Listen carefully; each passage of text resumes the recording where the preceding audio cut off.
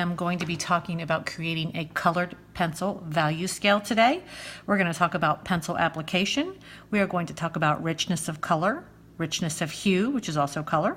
We're going to be using our colored pencil value scales worksheet, and I have included the 3 primary colors on the first sheet and the 3 secondary colors on the second sheet.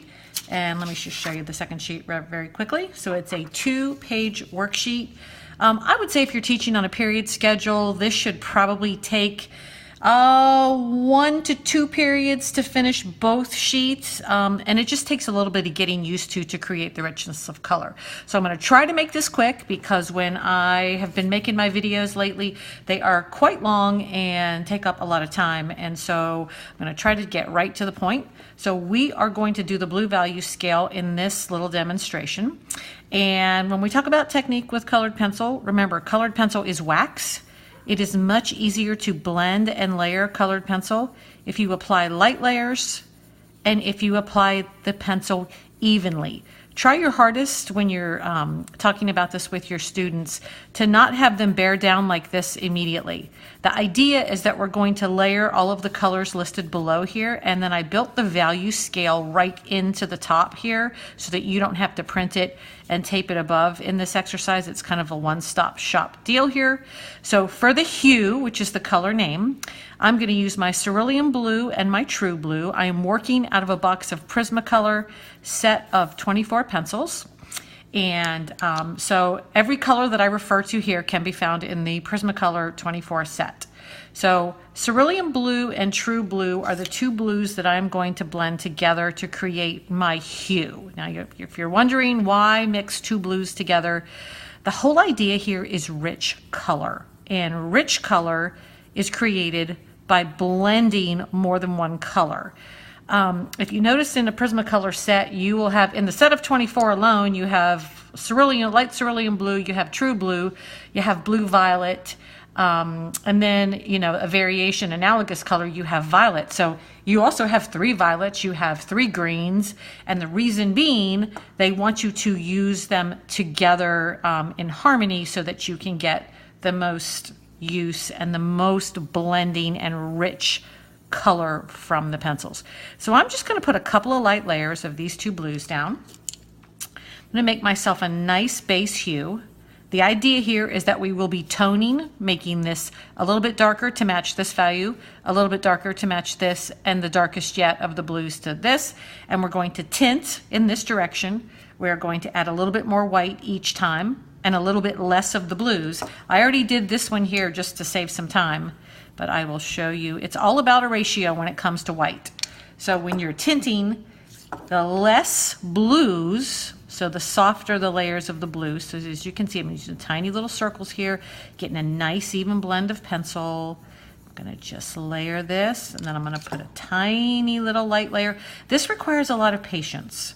So when you're talking to your kids about colored pencil, tell them that patience is key, because if you go gung-ho with the wax and you bear down and you don't allow yourself time and latitude to blend more colors, then you're just going to have a waxy mess on your hands and you're not going to have the rich color that you need. So as you can see, this is 1 step lighter. I used more white in this value and less blues. So then as we get down here to the end, I'm going to go ahead and put a layer of white right here that of course we cannot see. And I'm going to put a little tiny glaze on this of this blue. So if you were making the very lightest area in a group of clouds, this is what you would probably do. And then I'm going to come back in here. I'm still not pressing really hard. What I'm doing here is I'm just kind of massaging and massaging and mixing the wax together. I'm new at this video thing, so you'll have to forgive me. It's a little nerve-wracking when you go back and play it and hear your voice. I can only imagine what my students think on a daily basis as I'm rambling on and on about mixing. So as you can see, here's our hue, tint, a lighter tint, and the lightest tint. So now let's go down here and let's work on our tones.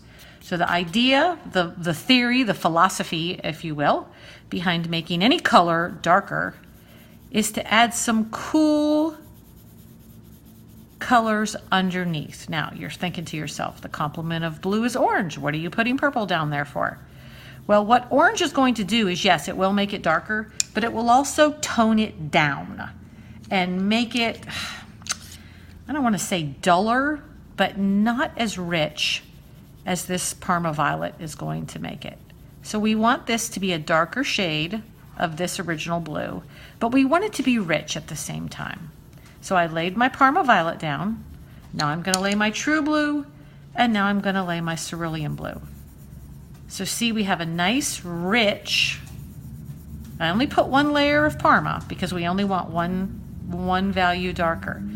You know, we're working with wax here, so we're blending, we're smoothing, we're mixing, we're pushing the wax together. I'm not pressing very hard. I am just working the wax together here. Okay, so that's this value. So we're one shade darker now. So now here we have our colors. I'm going to lay down my Parma. We're going to go one shade darker with the blue. That's my wiener dog walking around the kitchen. You can hear his little feet on the ground. His name is Willie. And for those of you who have dogs, they always stay close by. So now I'm laying my True Blue on top of my Parma Blue. My Parma Violet. Willie, people can hear you walking. So now I'm laying my Cerulean down. And to make this darker, we need a darker violet and a darker blue. So I have grabbed my violet, which is also listed here. All the colors are listed below.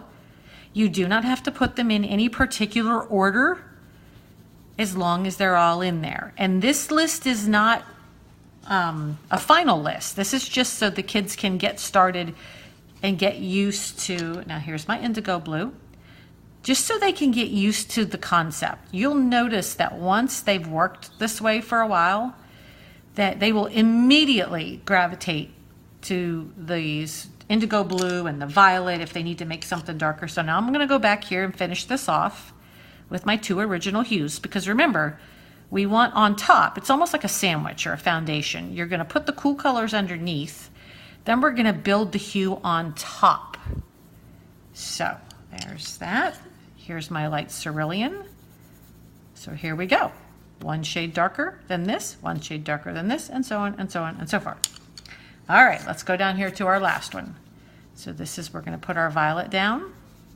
Same light layers. So if you're drawing anything, if you're drawing an eggplant that's a deep purple, and you need to make it darker, you're going to go with these dark blues, dark greens, dark violets underneath the local color being the hue.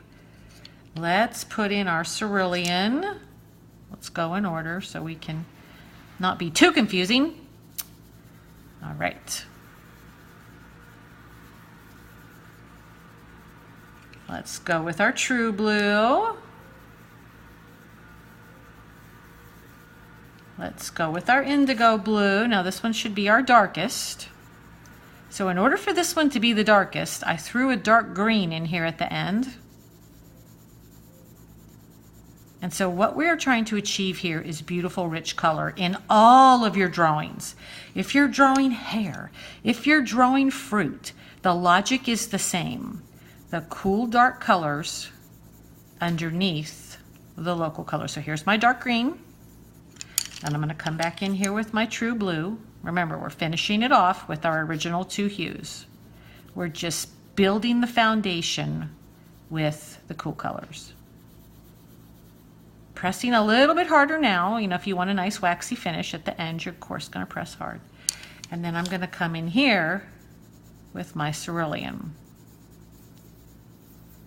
And so the idea is to have a nice rich version of this blue. And I'm going to go back here to my indigo. Now you can repeat, like I already used indigo once, but you can repeat to make this a little bit darker.